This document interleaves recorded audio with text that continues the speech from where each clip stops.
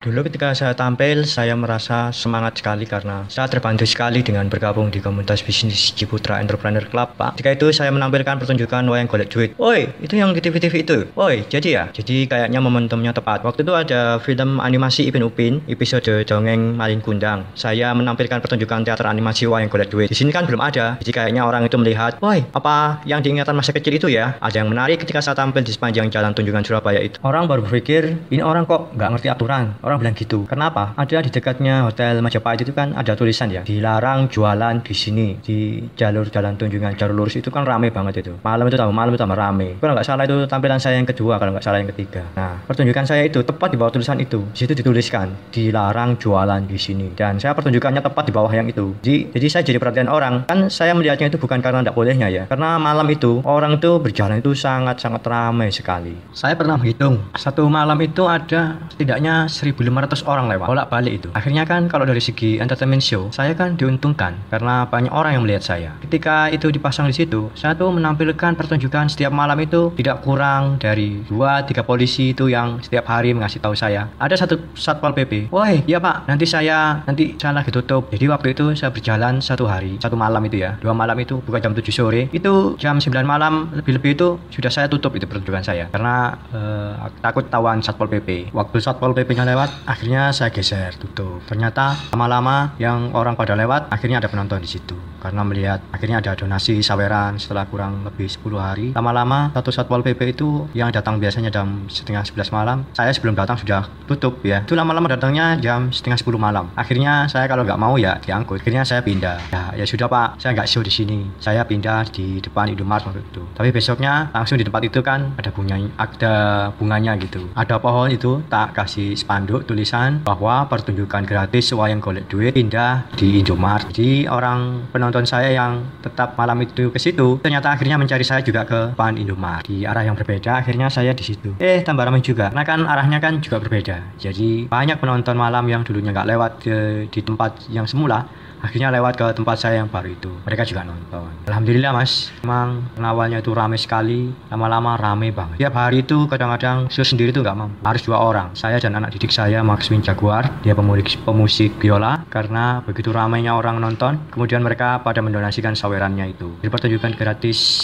Dari pertunjukan gratis itu awal-awal memang pesat sekali. Dari satu spot publik ke 30 spot publik itu masa itu ya. Saya semangat karena apa tadi ya. Ada mungkin satu karena harapan pengen dapat uang. Terus bisa untuk bank untuk membayar ya, niatnya sudah ya, tinggal kita nanti insya Allah kalau dengan pola seperti itu orang-orang yang mungkin hari ini tidak punya uang berapapun tuh ya, itu jadi punya, akhirnya punya niat untuk bisa beli rumah itu ada. Karena ternyata daftar KPR beli rumah itu kan nggak bayar, yang bayar itu kan kamu ke bank. Nah itu kan caranya. Jadi sering saya buat contoh ke teman-teman karena kebanyakan orang itu mereka nggak daftar KPR rumah karena alasan nggak punya uang. Dan saya bilang kalau nanti daftar KPR nunggu uang ya mustahil. Apakah harus pakai uang kalau ingin daftar KPR? Kan orang tuh pada ngerti kalau punya rumah itu adalah rezeki dari Allah. Mensejahterakan keluarga itu berarti adalah kebutuhan. Kenapa harus ditunda? Kenapa harus nunggu uang? Sebenarnya kalau memang hati panjenengan itu sudah niat pasrah terhadap Allah, insya Allah nanti uang itu hasil kemudian.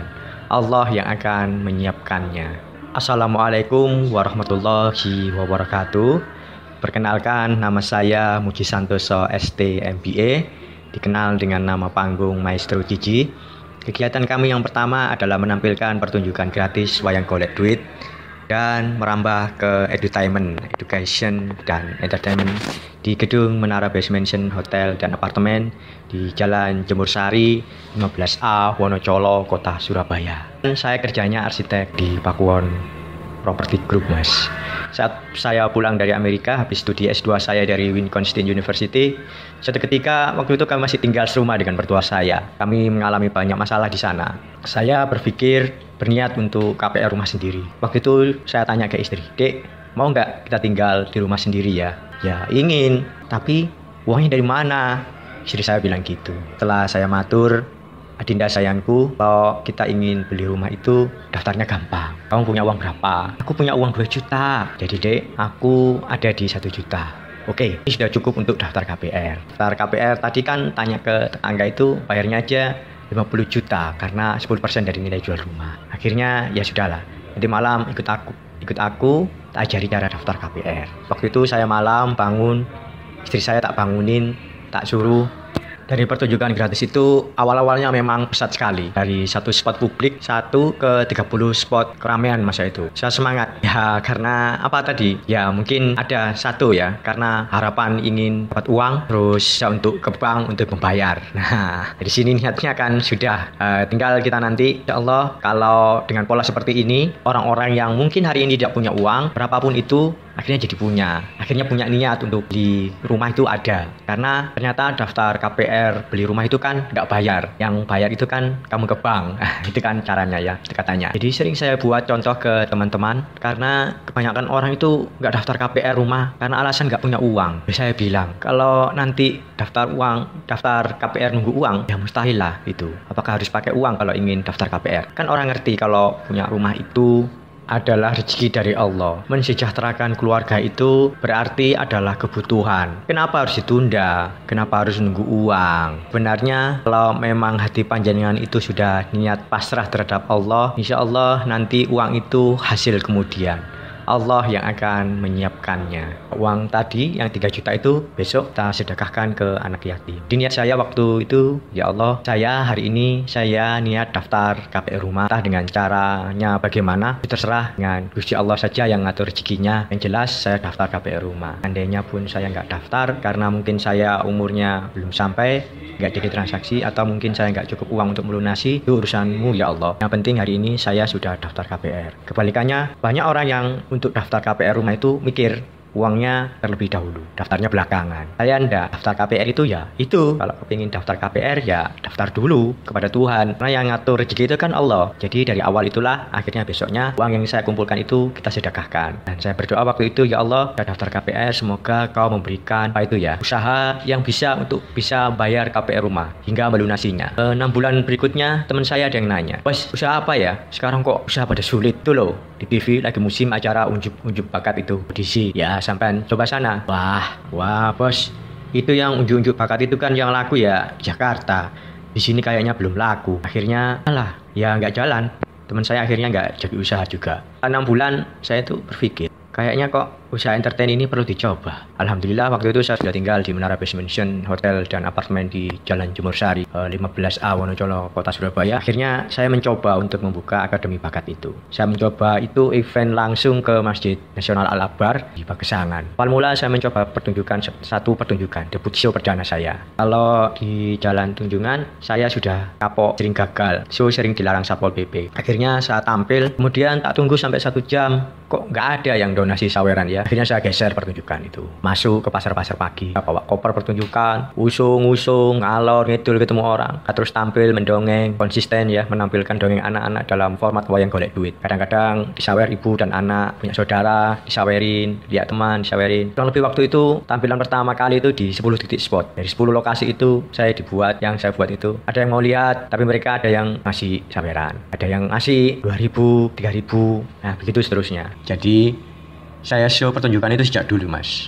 Itu memang kalau dihitung dengan nalar, memang saya banyak disalahkan dengan teman-teman, karena saya sering tidak sesuai dengan standar SOP suatu perusahaan atau yang lain ya. Saya sering ngisi acara-acara ke anak-anak di UKM, saya cuma biasanya itu cerita.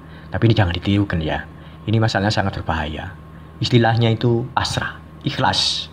Ini perlu pemahaman tingkat dewa ya.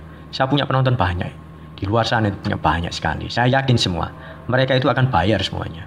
Makanya setiap hari itu saya tidak pernah hitung pertunjukan omsetnya itu berapa. Sudah ini kamu ambil uang sekian, berapanya, jumlahnya berapa, itu tidak pernah tahu. Jadi seandainya kalau penonton itu tidak bayar, mau cuma foto-foto aja, selfie dengan background pertunjukan saya, pasti tidak masalah. Kan kita memang pertunjukannya gratis. Karena apa? Kan saya bebas. Kamu show dapat berapa, sawer berapa, itu yang saya terima. Harus ikhlasnya di situ. Karena kalau saya tidak ikhlas, itu malah jadi nambah dosa. Karena saya sendiri yang memberi fasilitas untuk bisa cari uang. Peluang untuk bisa berbagi itu terus ada.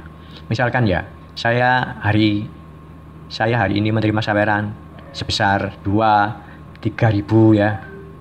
Tapi kan bisa saja kalau di lain hari jadi donasi saweran itu 50.000, 100.000. Ya tidak masalah karena ini kan pertunjukan seni.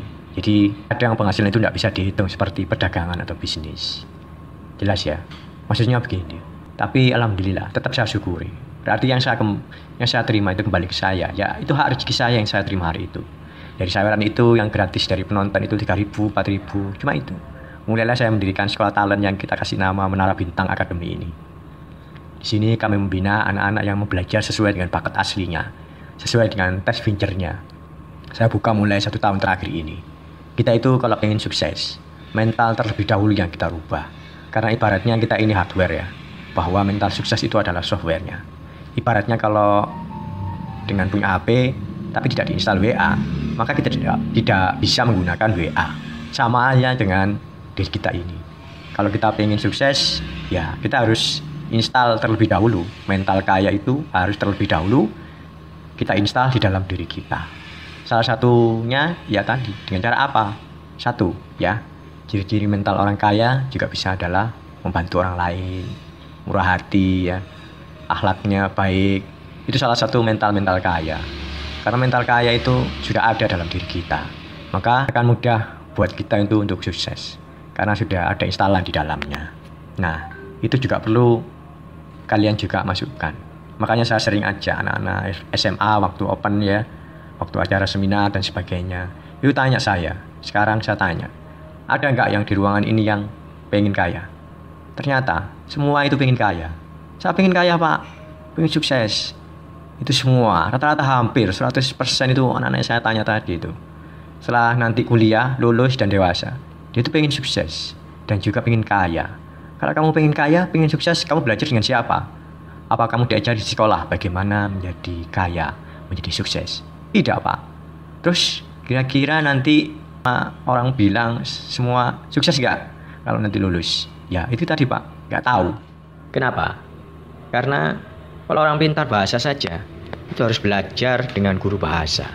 Sekarang kalau kamu mau pengen sukses, pengen kaya, kamu belajarnya dengan siapa? Akhirnya saya tenang berpikir, bagaimana pak? Kamu harus belajar dengan orang yang sudah sukses, harusnya sudah kaya minimal. Kamu mengerti bagaimana mental orang kaya itu bekerja, cara menghadapi masalah, cara menghadapi usaha, dan sebagainya. Kalau saya dari awalnya kan saya memang sejak kecil itu orang tua saya kan berdagang. Saya sering disuruh ke sana ke sini itu kadang untuk nganter nota, terus nganter uang. Akhirnya kan mental saya kan sudah wah ini kayaknya jadi kayak gini nih rasanya jadi penjual itu seperti ini ya. Jadi kita harus nganter, ngambil barang dan sebagainya. Itu sudah mulai proses. Ketika saya kuliah itu sendiri sama orang tua dikasih tahu, "Ele, aku lek karo gawe ragat kuliah, aku ora ono lho.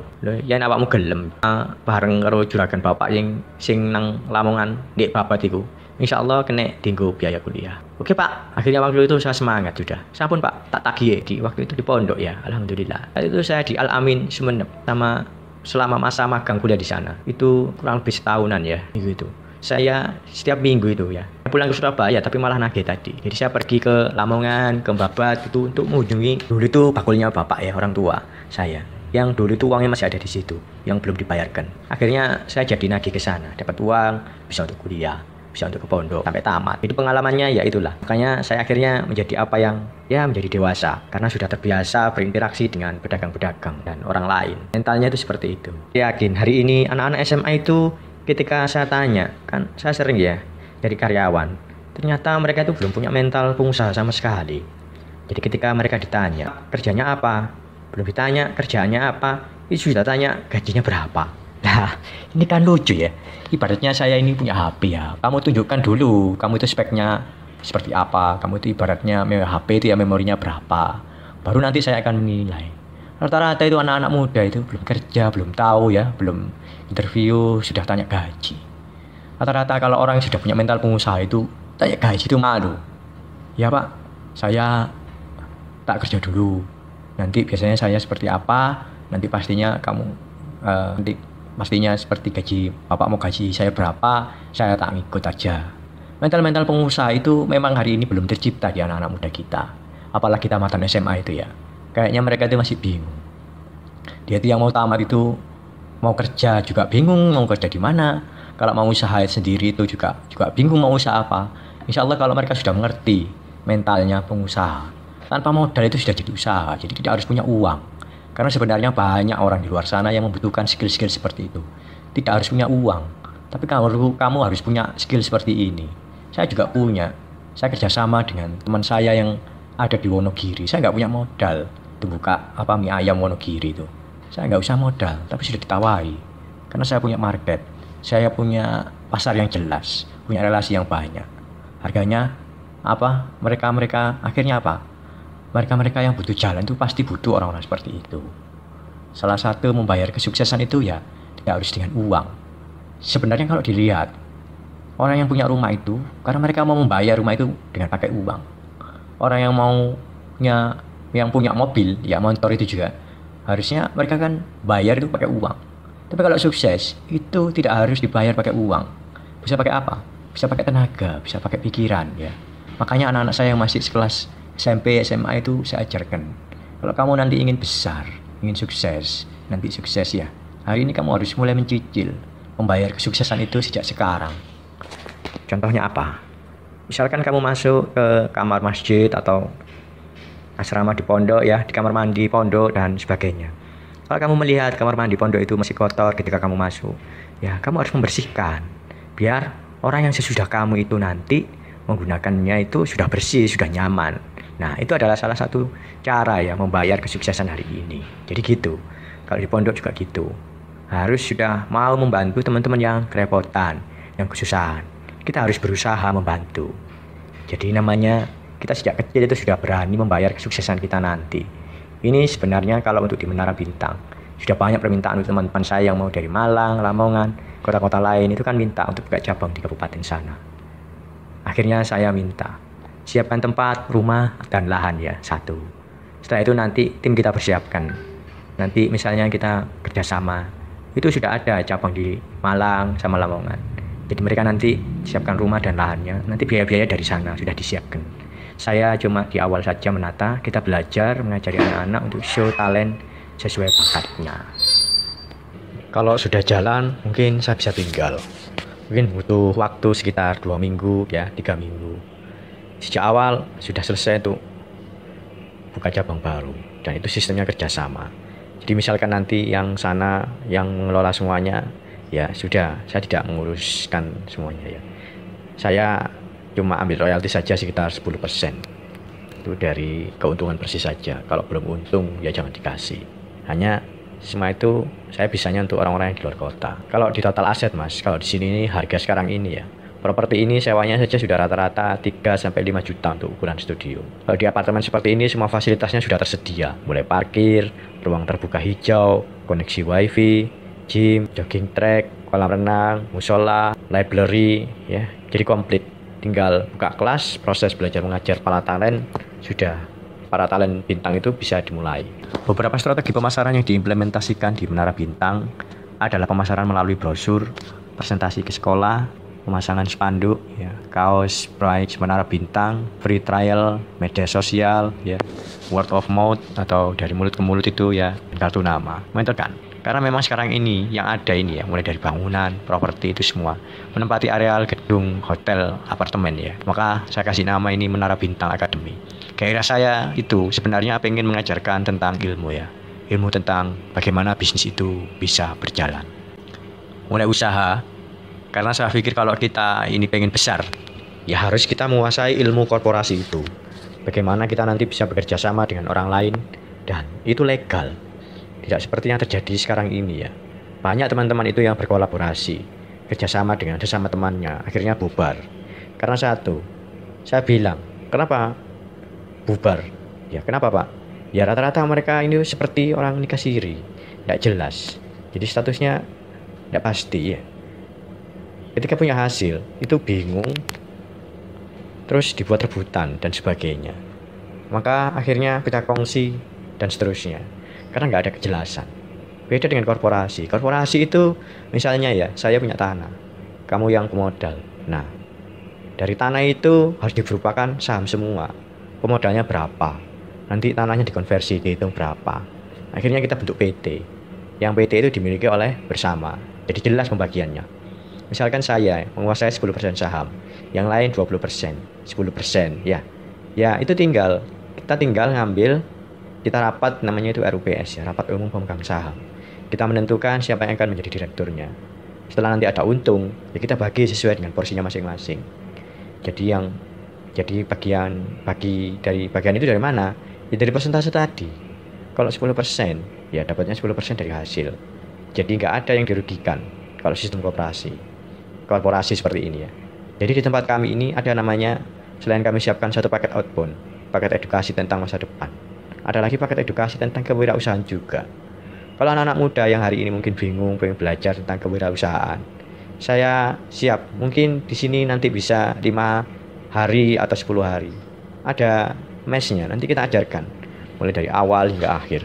Bahkan kami berani garansi ya, sampai bisa punya usaha. Kalau belum punya usaha, bisa mengulanginya lagi ya gratis. Maksudnya teman-teman, ada adik-adik kita yang nantinya itu ingin menjadi pengusaha beneran, itu kan harus step by step. Saya punya konsep bahwa pengetahuan itu ketika sampai kita sempat membaca sesuatu, itu yang sampai ke kita itu cuma 12%. Contoh ya, kenapa hari ini orang yang merokok itu tetap merokok? Karena kan dia cuma membaca tulisan bahwa merokok dapat menyebabkan serangan jantung, kanker, gangguan terhadap janin, dan lain sebagainya. Tetapi dalam diri dia, di dalam diri si perokok itu, dia mengatakan bahwa rokok itu nikmat. Jadi makanya mereka tetap tidak mau berhenti. Yang mereka rasakan adalah 8%-nya, 88%-nya ya. Nah, sama dengan proses kita belajar. Mengajar itu karena tentang mindset kita.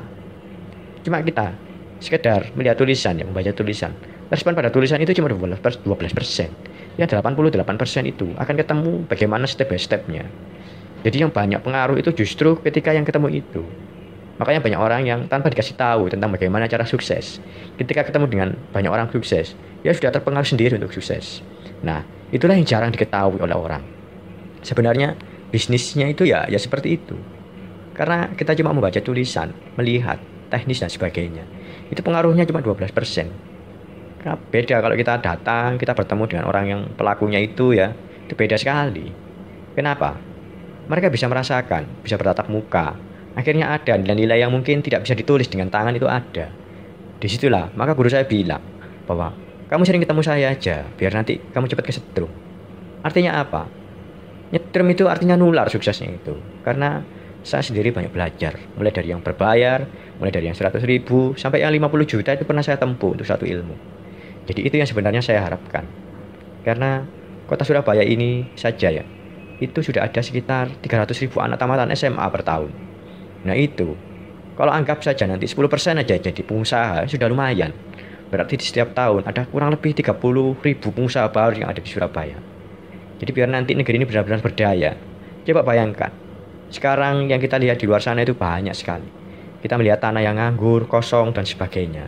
Dan itu semuanya sebenarnya kalau kita bisa memaksimalkan air yang sudah dapat ada dari hujan, itu tidak perlu nandon. Bibit itu banyak, kadang-kadang pemerintah juga menyediakan. Tapi kenapa lahan-lahan itu masih terbengkalai, nganggur, dan tidak produktif? Ini kan eman sekali. Contoh dari hal-hal yang kecil seperti itu, belum lagi yang lain-lain. Itu saja mungkin dari saya. Akhirnya, wassalamualaikum warahmatullahi wabarakatuh.